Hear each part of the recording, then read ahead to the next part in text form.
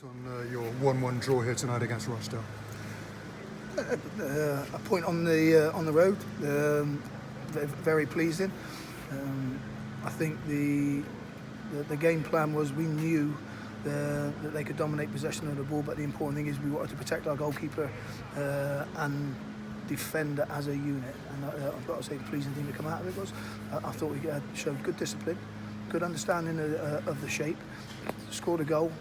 Probably the one disappointment I have is when we had a few more opportunities to put the ball into the box from set plays, and we didn't. We tried to be over creative, trying to work shots, and I think like just keep putting it in, because the big man, and we got some good aggressive players that want to attack the ball in the box. So that's that fine margin of decision makings.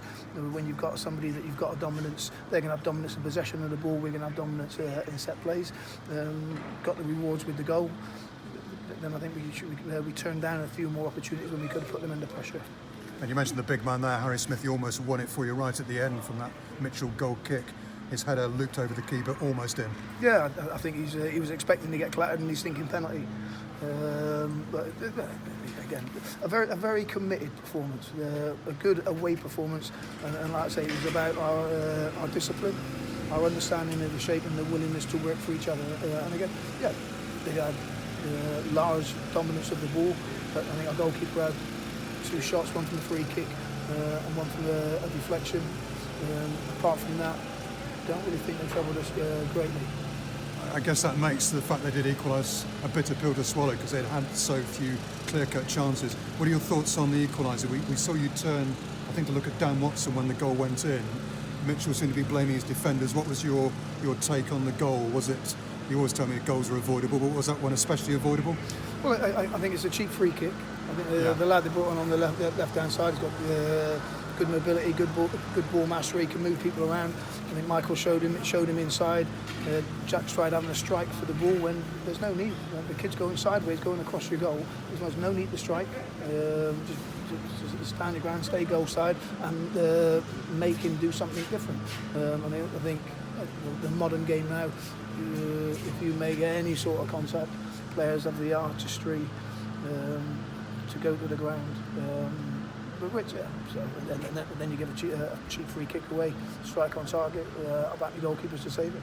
Yeah, but come on, overall that's a pretty decent performance, isn't it, by the Cobblers? That's going to be right up there with one of their best performances this season, isn't it, over 90 minutes? I think it was very good, and I think the organisation, the work rate, the application, I think the understanding of their roles within the shape, and accepting that we were trying to set traps for them. A couple of times we did, and when we broke, we just needed that one more pass to get in. But no, credit to them. They handled the ball well, but they didn't open us up.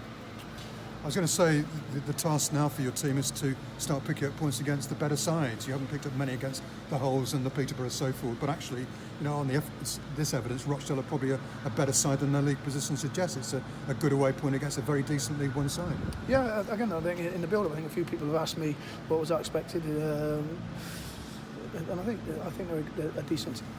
I think if you allow them to control the ball, you've got to be organised as a defence, and I thought we did that today. I thought we organised behind the ball very well, and still looked a potential threat if we could have got that one more pass in.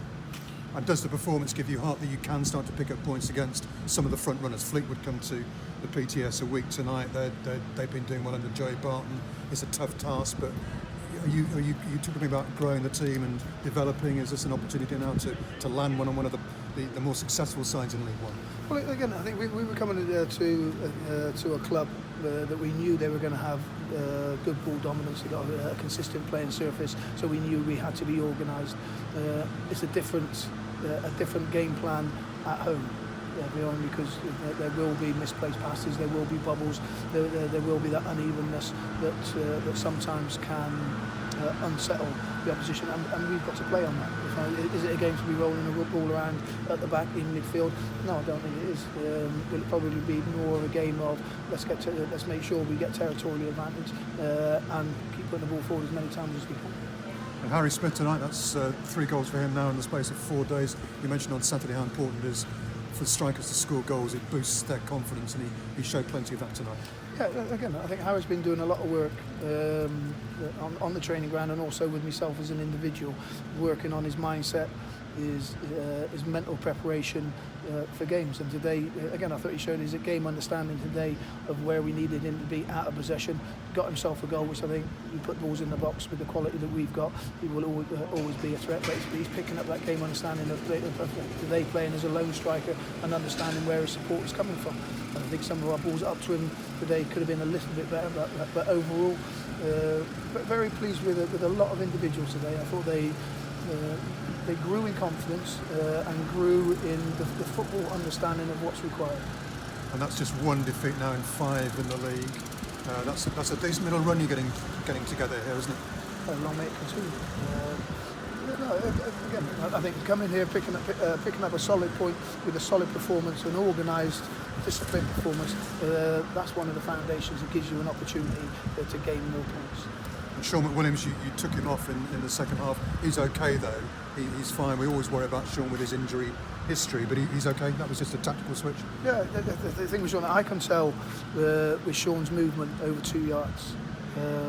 If it's when Sean's right, he covers that 2 ground with electric pace. As soon as you get that first 2 steps laboured, you know that the lads emptied the tank, and that's not a discredit, because the lads have come in and put a great shift in the last 2 games and done very well. So a week between games now before, as I mentioned, you play Fleetwood and then potentially crowds back into the PTS.